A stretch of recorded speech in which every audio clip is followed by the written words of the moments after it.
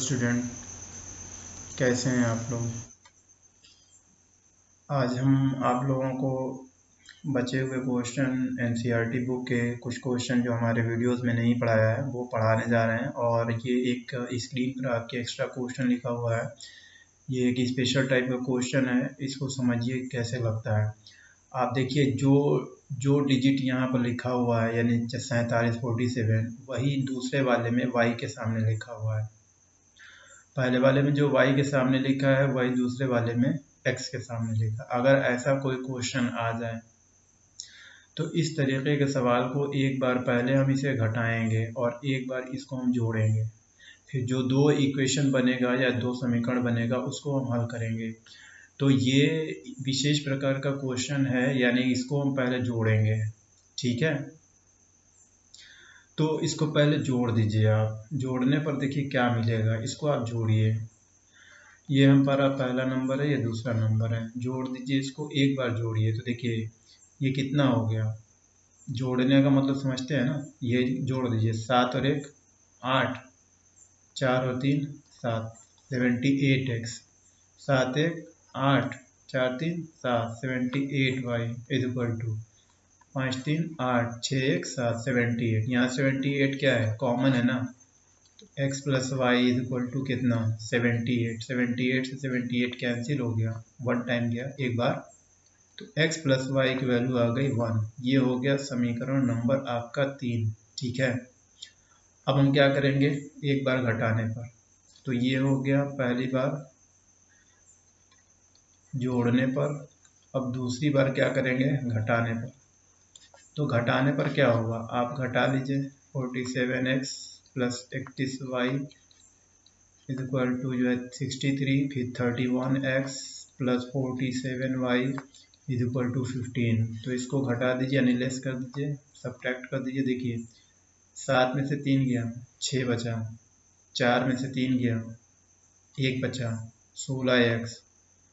फिर यहाँ देखो ये 47 बड़ा है ना तो माइनस हो जाएगा।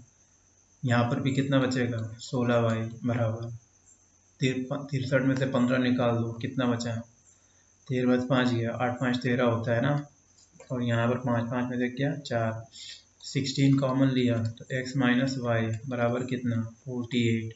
इसको कैंसिल किया तो x माइनस वाई 16 तियाँ 48, यानी कि x माइनस वाई की वैल्यू हो गई 3। ये हो गया इक्वेशन नंबर 4। अब हम इन दोनों को क्या करेंगे, सॉल्व कर देंगे, यानी x प्लस वाई बराबर 1, x माइनस वाई बराबर 3। ये दोनों सॉल्व करेंगे तो 2x की वैल्यू 4, तो काट देंगे तो x की वैल्यू 2 पहले वाले में रख दो। तो 2 प्लस वाई बराबर 1, तो y बराबर 1 माइनस 2 बराबर -1। ठीक है, तो इस तरीके से जो है आपका आंसर आ गया। x की वैल्यू 2 आ गई और y की वैल्यू -1 आ गई। तो इसमें का जब भी कोई क्वेश्चन आवे तो आपको ऐसे ही लगाना है। इसको खूब अच्छे से समझ लीजिए, जब भी कोई क्वेश्चन आए तो आपको ऐसे ही लगाना है, एक बार जोड़ना है एक बार घटाना है। हम इस पर एक दूसरे तरीके का क्वेश्चन पढ़ते हैं जो वर्ड प्रॉब्लम है, यानी कि लिखा हुआ प्रश्न, उसको देखते हैं। देखिए यहाँ पर एक इंग्लिश में लिखा हुआ क्वेश्चन है, आप घबराइए नहीं, हम उसको हिंदी में बता रहे हैं। लिखा है कि जमीला ने एक कुर्सी बेचा, एक टेबल बेचा, मेज और एक कुर्सी बेचा। कितने का बेचा, 1050 रुपये का। ठीक है, लेकिन बेचने पर उसने क्या किया कि 10% जो है ना फ़ायदा रखा, 10% फ़ायदा रखा टेबल पे और 25% फ़ायदा रखा चेयर पे। मतलब टेबल अगर 100 रुपये की थी तो उसको 110 रुपये में बेचा, और चेयर अगर 100 रुपये की थी तो उसको 125 रुपये में बेचा। समझ में बात आ रही है, यानी अब कुछ रुपया रहा होगा उसका 10 और 15%। फिर उसने दूसरी बार फिर एक चेयर को, टेबल को 25% पर और चेयर को 10% पर बेचा, तो उसको 1065 रुपये मिलते हैं। तो उसकी कॉस्ट प्राइस मतलब मूल्य क्या था, खरीदारी का क्रय मूल्य जिसको हम कहते हैं, यहाँ इंग्लिश मैंने लिख दिया है। तो देखो सेलिंग प्राइस यानी विक्रय मूल्य जो होता है ना, विक्रय मूल्य, ये होता है कॉस्ट प्राइस यानी क्रय मूल्य, और धन लाभ प्रतिशत। ठीक है, तो बस हम यहाँ पर वही क्वेश्चन लिखेंगे। आप लोग इंग्लिश वाले इंग्लिश में ट्रांसलेट कर लेना, मैं हिंदी में बोल देता हूँ। वैसे इंग्लिश में यहाँ लिखा जाएगा let the cost price be table be X and the cost price of a chair be ₹y, माना टेबल का क्रय मूल्य x तथा कुर्सी का ₹y। ठीक है, let the cost price of table be x and the chair be ₹y। तो यहाँ पर कह रहा है कि 10%, तो 10% x का 10% ना, तो x का 10%, मान लो 100 रुपया का हमने कोई चीज़ खरीदा और उस पर 100 रुपये पर 10% हमने फ़ायदा कमाया, तो 10% का मतलब ये हुआ कि 100 रुपये का 10% भी हम निकालें, है कि नहीं। 100 रुपया तो ठीक है, और उसका 10% कितना होगा, 10/100 होगा। तो यहाँ पर भी वही करेंगे हम, क्या लिखेंगे, सेलिंग प्राइस यानी विक्रय मूल्य। विक्रय मूल्य किसका भाई, विक्रय मूल्य किसका निकालेंगे हम, पहले टेबल का निकालते हैं। तो टेबल का विक्रय मूल्य क्या होगा, यहाँ पर लिखा है ना, कॉस्ट प्राइस प्लस प्रॉफिट यानी कि x, कॉस्ट प्राइस x है यानी विक्रय मूल्य, क्रय मूल्य x है, और उसका प्रॉफिट कितना ले रहा है, 10%, यानी कि 10/100x, यानी x का 10, x का, भाई देखो यहाँ पर आप ऐसे लिख लीजिए, पहले x धन x%, अरे एक मिनट, 10%, ठीक है, किसका, x का, तो x का 10%, x का 10% लाभ। अब तो ठीक है ना, बराबर क्या हो जाएगा, x plus 10x/100, 0 0 cancel, x/10, तो 10x/10 का मतलब कितना, एलसीएम ले लो, 10x और 1x कितना हो गया, 11x/10, ठीक है। अब दूसरा निकालें हम विक्रय मूल्य किसका, चेयर का, तो विक्रय मूल्य लिखो, विक्रय मूल्य किसका, चेयर मतलब कुर्सी का, ठीक है, यानी कि कॉस्ट प्राइस यहाँ पर लिख लेना, सेलिंग प्राइस कितना हो जाएगा, y प्लस y का कितना परसेंट, 25% ना, तो हम डायरेक्ट लिख दें क्या, 25y/100, ये काटा 1/4, 4 1 4, 4 और 1 यानी 4 एकम में 4, 4 और 1 5y, यानी कि 5y/4, ठीक है, समझ में बात आ रही है। तो मसला क्या है यहाँ पे, मसला ये है कि कुल मिलाकर उसने कितना रुपया कमाया, 1050 रुपये में बेचा।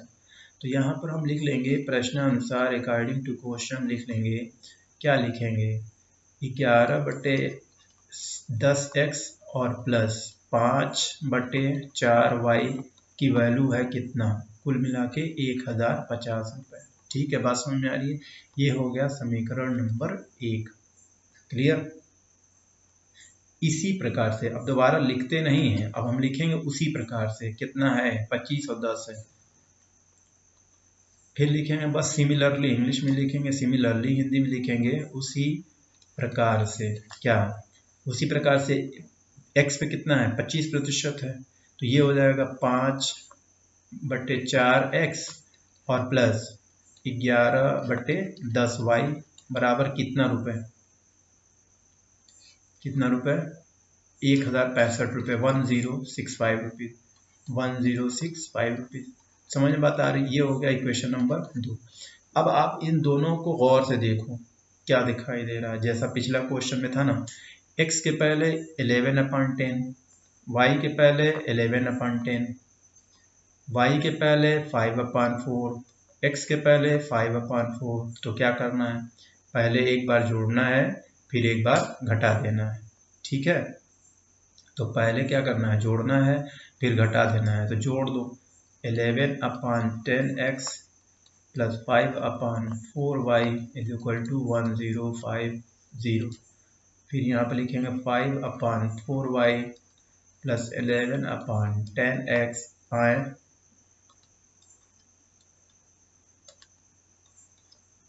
बराबर कितना, 1065, ठीक है। तो जोड़ दो, जोड़िए, जोड़ा जाए तो देखिए जोड़ना बहुत आसान है। यहाँ पर आप लिख लीजिए 11/10 और धन 5/4, कितना हुआ, 10 और 4 का एलसीएम कितना होता है, 20, 10 दूना 20, 22, 4 25 20, 5 25 25, 25 22 47, 47/20, ठीक है। तो यहाँ पर लिख लो कितना, 47/20x, और यही होगा ये भी 47/20y इज इक्वल टू क्या, ये जोड़ो तो 5 6 5 11 1 1 1 2 जोड़ लो, 5 6 5 11 11 को हासिल 1 0 में 1 जोड़ा 1 1 1 2। ठीक है, अब देखो इसमें ये कॉमन है, 47/20 कॉमन है, बचा क्या, x प्लस वाई बराबर कितना 21 15, 20 का गुणा होगा और 47 से भाग हो जाएगी, तो x प्लस वाई बराबर हो जाएगा 21 15 गुणे 20 और बटे कितना 47। यहाँ आप चाहें तो कैलकुलेशन कर सकते हैं, कैलकुलेशन करके देखिए तो ज़रा। तो बच्चों देखो यहाँ पर मैंने थोड़ा सा ये बताया कि देखो 45 में 47 से मल्टीप्लाई अगर कर दें तो हमारा 2125 आता है, यानी इसको अगर हम ये काटें तो 45 बार जाता है, 45 गुना कितना होता है 90, यानी 900 हो गया। ठीक है, यानी x प्लस वाई की वैल्यू कितनी आ गई 900 आ गई। क्लियर। अब हम लोग क्या करें, ये तो हम लोगों ने जोड़ा ना, अब एक बार क्या करेंगे घटाएंगे, तो चलिए घटा लिया जाए। क्या घटाना है लिख भी तो लें वरना भूल जाएंगे। घटाया जाए, घटाने पर यहाँ लिख लें 11/10x प्लस 5/4y बराबर 1050, फिर 5/4x plus 11/10y is equal to 1065। Clear. अब क्या करें, घटाना है ना, तो यहाँ पर माइनस ये माइनस ये माइनस, तो देखो अब यहाँ देखो 11/10 में से 5/4 लेस कर दो, 11/10 माइनस 5/4 तो कितना बचा, ये हो गया 20, 10 दूना 20 22 माइनस 4 पचे 20 5 पचे 25, यानी -3/20 कितना -3/20x, और इसमें से इसको लेस किया, अब 5 उल्टा कर दें, अगर यहाँ पर ये प्लस रहे ये माइनस रहे तो ये प्लस हो जाएगा, ये -3/20, तो यहाँ पर क्या हो जाएगा +3/20 y बराबर कितना, घटा दो माइनस, यहाँ पर माइनस आएगा, माइनस कितना 15, यही बचेगा 1065 में से घटा दो 15 बचेगा। अब देखो यहाँ पर क्या होगा, यहाँ अगर गौर करो तो गौर करने वाली बात यह है कि 3/20 आप बाहर ले लीजिए। ठीक है, तो यहाँ पर जब ये प्लस माइनस में बाहर ले लीजिए, तो जब आप माइनस बाहर लेंगे तो ये प्लस हो जाएगा और ये क्या हो जाएगा माइनस। ठीक है, इज इक्वल टू -15, 20 का गुणा 3 से भाग, तो x माइनस वाई बराबर 15 गुणे 20 और बटे 3, आप जानते हैं ना ये माइनस से माइनस कैंसिल हो जाएगा, तो 3 पचे 15 और 5 दूनी 10 यानी 100। ठीक है, यानी कि x माइनस वाई की वैल्यू हो गई 100। तो अब आप ये वाला दोनों हल कर लें, ये तो आप हल कर सकते हैं, खुद से हल कर लीजिए। चलिए हल कर देते हैं हम थोड़ा जल्दी जल्दी। x प्लस वाई बराबर 900 और x माइनस वाई बराबर 100, ये कट गया, 2x की वैल्यू 1000 काटा तो x की वैल्यू 500। ठीक है, यानी 500 रुपये हुआ, और 500 प्लस वाई बराबर 900, तो y बराबर 900 माइनस 500 बराबर 400 रुपये। तो इस तरीके से एक कुर्सी की कीमत 400 रुपये और एक टेबल मेज़ की कीमत 500 रुपये। ठीक है, तो आप कॉस्ट प्राइस आपने इस तरीके से निकाल लिया। तो ये है स्पेशल टाइप का क्वेश्चन, और इसको जो है आप लोग पूरा लगा जाइएगा और कई बार लगा जाइएगा। अब उसी पर आधारित एक और क्वेश्चन है, लेकिन उस तरीके का नहीं है। यहाँ पर देखो, यहाँ पर क्वेश्चन लिखा हुआ है कि एक टी सेट बेचा 5% नुकसान पे और एक लेमन सेट बेचा 15% नुकसान पे। ठीक है, तो उसको तब भी बेचने वाले को ना 7 रुपये का फ़ायदा हो जा रहा है। कितने रुपये का फ़ायदा हो जा रहा है, 7 रुपये का। तो देखो यहाँ पर शुद्ध लाभ बराबर होता है नेट गेन बराबर होता है gain percent minus loss percent, मतलब लाभ प्रतिशत माइनस हानि प्रतिशत। तो बस यहाँ पर हम लिख लेंगे, माना हिंदी में लिख दे रहे हैं, इंग्लिश वाले ट्रांसलेट कर लेना, सॉल्यूशन लिख लेंगे माना। ठीक है, माना चाय सेट पे क्या, माना चाय सेट पे चाय सेट की कीमत जो है मान ली x रुपीज़ ले लेते हैं ना, माना टी सेट इंग्लिश में लिख दें?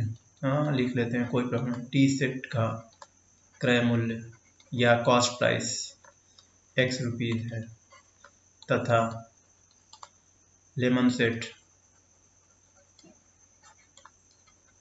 का y रुपीज़ है।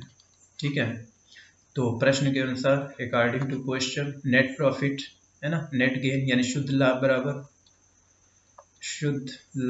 बराबर होता है लाभ प्रतिशत और माइनस हानि प्रतिशत। ठीक है, तो शुद्ध लाभ हमें कितने का हो रहा है? 7 रुपये का हो रहा है। तो 7 रुपये बराबर लाभ प्रतिशत कितना है? 5 ना, 5% है। किसका 5%? एक्स का, यानी 5/100x।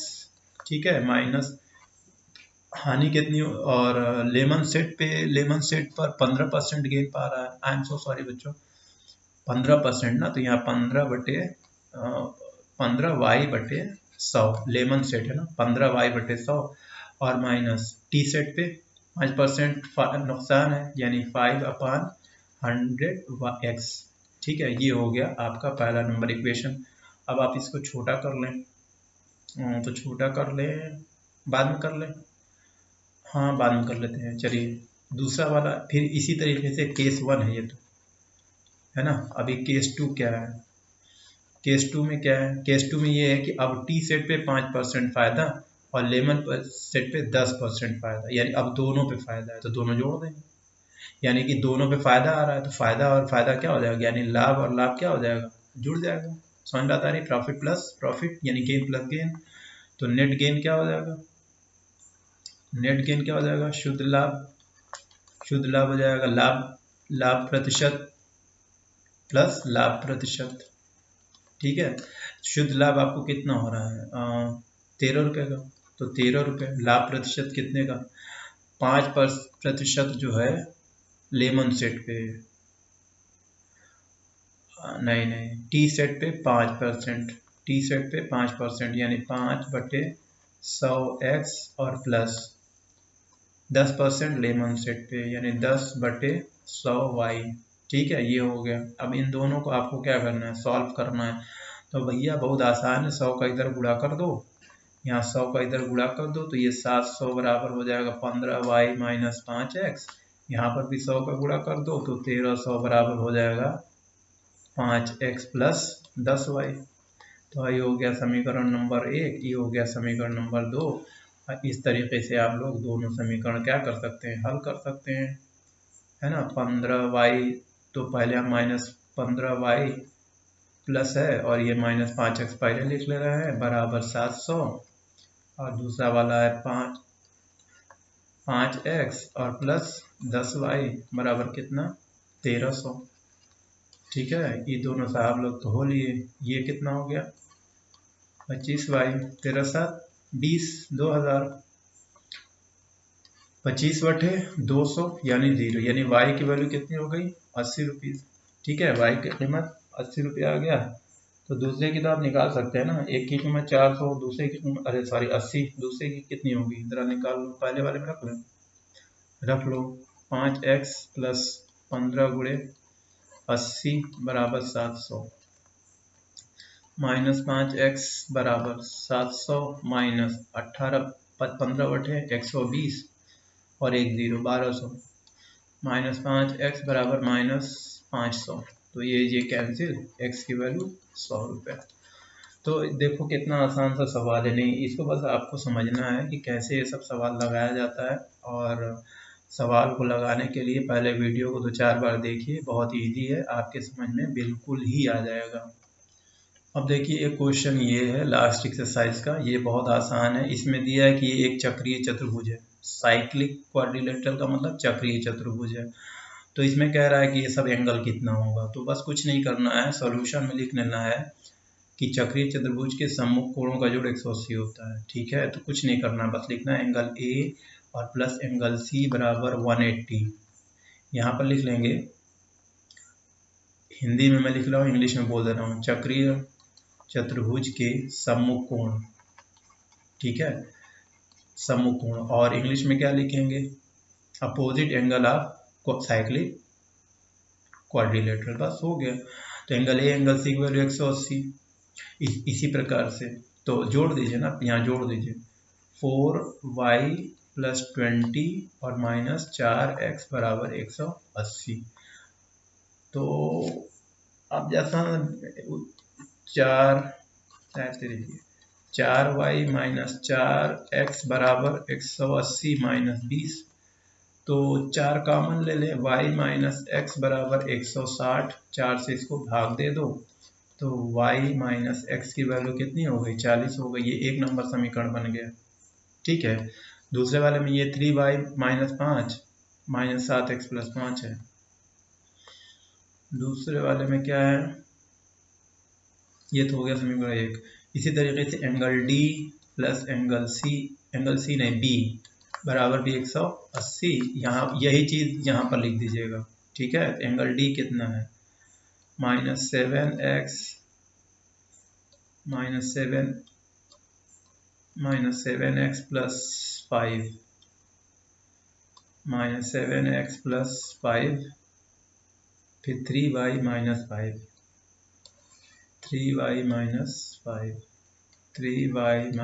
5 बराबर कितना, 180। तो ये कितना हो जाएगा, -7x + 3y, 5 से तो घट गया, बराबर कितना, 180। ये समीकरण नंबर 2 हो गया। अब 1 और 2 आप क्या कर लीजिएगा, हल कर लीजिएगा। ठीक है बच्चों, कर ली, कुछ नहीं करना है।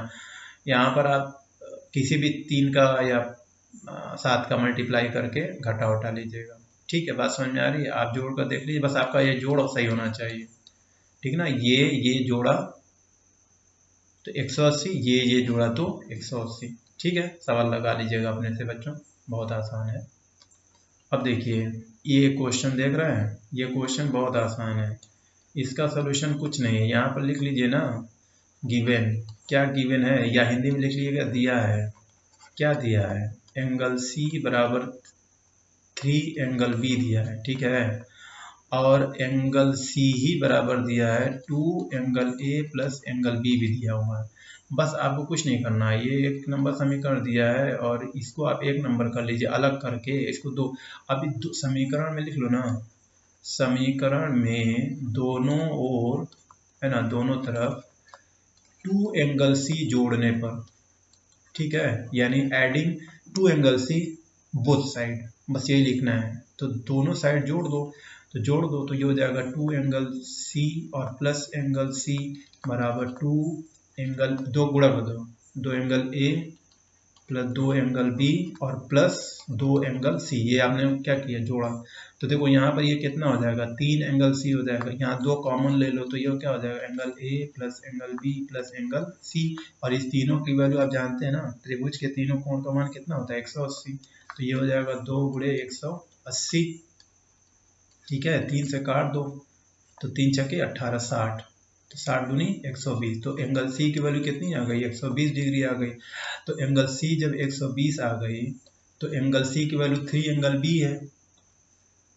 एंगल C बराबर 3 एंगल B। तो एंगल C की वैल्यू कितनी है, 120 बराबर 3 एंगल B। 3 से काट दो 40, यानी कि एंगल B की वैल्यू कितनी हो गई, 40।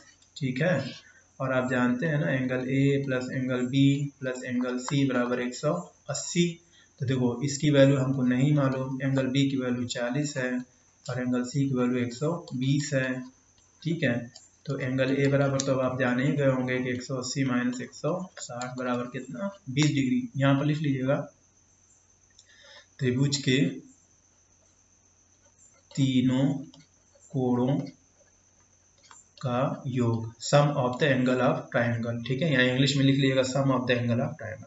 तो ये बच्चों देखो तीनों एंगल आ गए, क्लियर। बहुत आसान होता है सब क्वेश्चन, जितने बचे हुए हैं ना, बहुत ईजी है। अब देखो ये वाला क्वेश्चन है वो कितना आसान है। इस क्वेश्चन में ये दिया गया है कि एक रेक्टेंगल है, अब उसका क्षेत्रफल यानी एरिया 9 वर्ग इकाई, सॉरी 9 यूनिट स्क्वायर जो है कम हो जाएगा। कब कम हो जाएगा, जब उसकी लंबाई में से हम 5 कम कर दें और चौड़ाई 3 बढ़ा दें। मतलब लंबाई में 5 कम कर दें और चौड़ाई में क्या करें, 3 बढ़ा दें।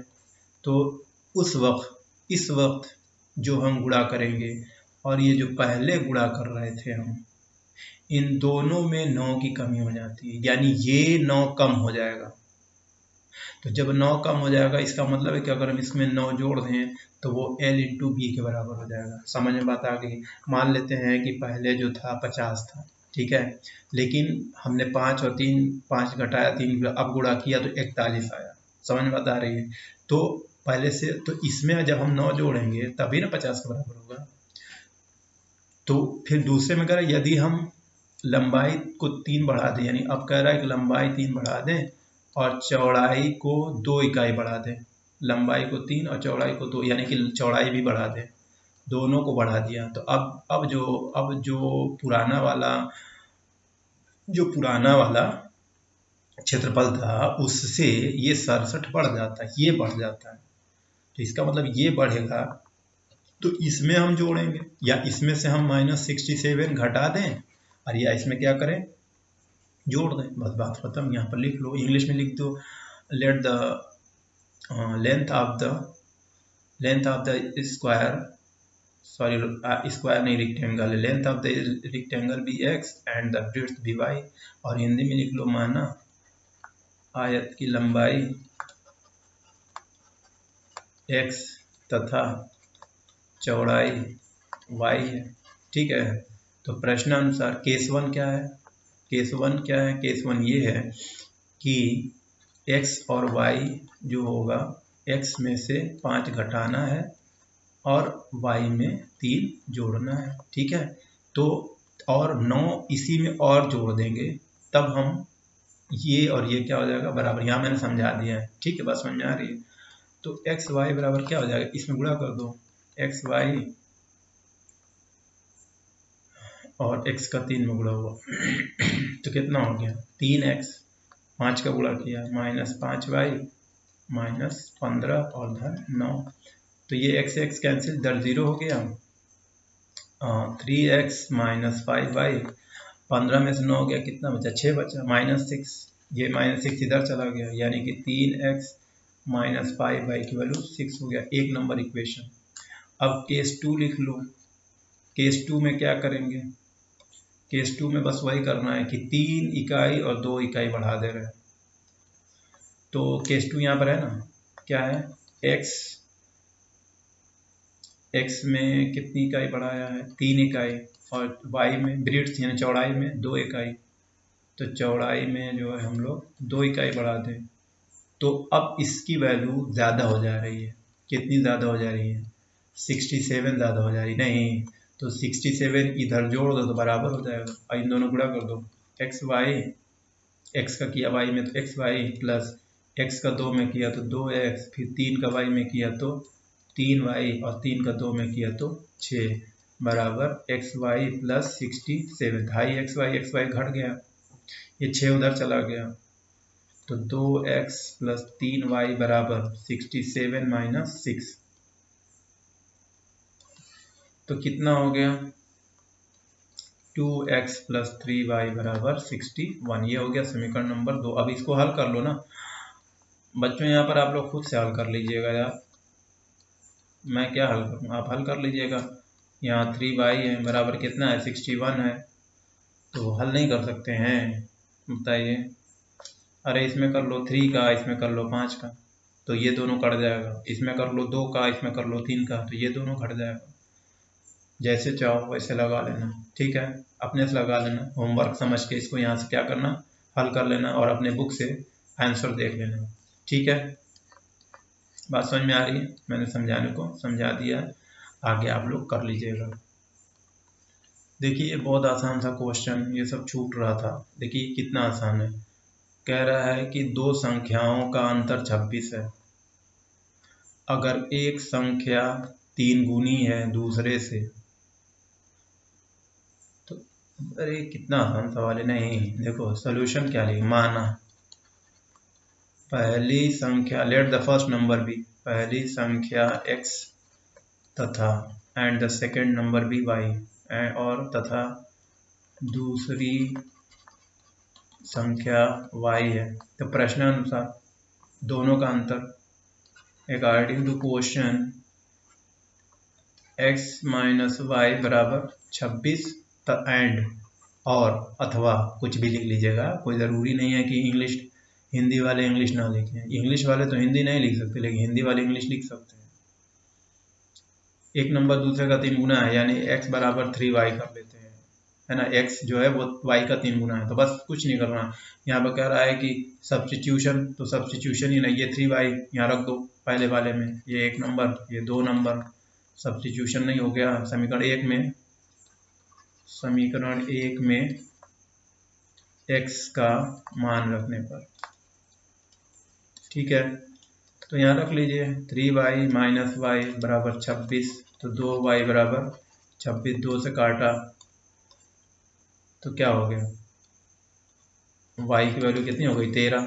तो जब y की वैल्यू 13 तो x बराबर 3y, x बराबर 3 मल्टीप्लाई 13 बराबर 39, ठीक है, बहुत आसान। दूसरा क्वेश्चन देखो इसमें, the large of 2 supplementary angles exceeds the smaller by 18 degree. Larger of 2, देखो 2 सप्लीमेंट्री एंगल है, सप्लीमेंट्री समझते हैं किसे कहते हैं, जब 2 कोणों का जोड़ 180 होता है तो वो दोनों एक दूसरे के सप्लीमेंट कहलाते हैं, संपूरक कहलाते हैं। समझ बता रही, एक कोटि पूरक होता है जिसको हम कॉम्प्लीमेंट्री कहते हैं, और एक संपूरक होता है, ठीक है, यानी कि 2 कोणों का जोड़, यानी x और प्लस y का जोड़ 180। तो larger of the 2 supplementary angle exceed the smaller by 18, तो इसमें से मान लेते हैं, ठीक है। सवाल हम कहाँ लगा दें, सवाल यहाँ लगा देते हैं, ये यहाँ लगा देते हैं, ऊपर लगा देते हैं, ठीक है। तो यहाँ पर क्या लिखेंगे सॉल्यूशन में, माना संपूरक कोण क्रमशः x और y है, ठीक है। तो जब x y है तो x प्लस y की वैल्यू कितनी 180, ये हो गया इक्वेशन नंबर 1। अब इसमें ये कह रहा है ना एक क्वेश्चन के हिसाब से कि एक दूसरे से 18 ज़्यादा है, यानी कोई भी, यानी x जो है वो y से 18 ज़्यादा है तो y में 18 जोड़ दो, अब ये पहला वाला इसमें रख दो, ठीक है। अब यहाँ से आप लगा लीजिएगा, समझ में बात आ रही है बच्चों, ये आप लोग खुद से लगा लीजिएगा, क्लियर। अब देखिए ये वाला कह रहा है क्वेश्चन में कि the coach of A cricket team by 7, एक क्रिकेट टीम के कोच ने 7 बैट और 6 बॉल खरीदा, 3800 रुपया दिया। तो यहाँ पर सॉल्यूशन में क्या लिखेंगे, माना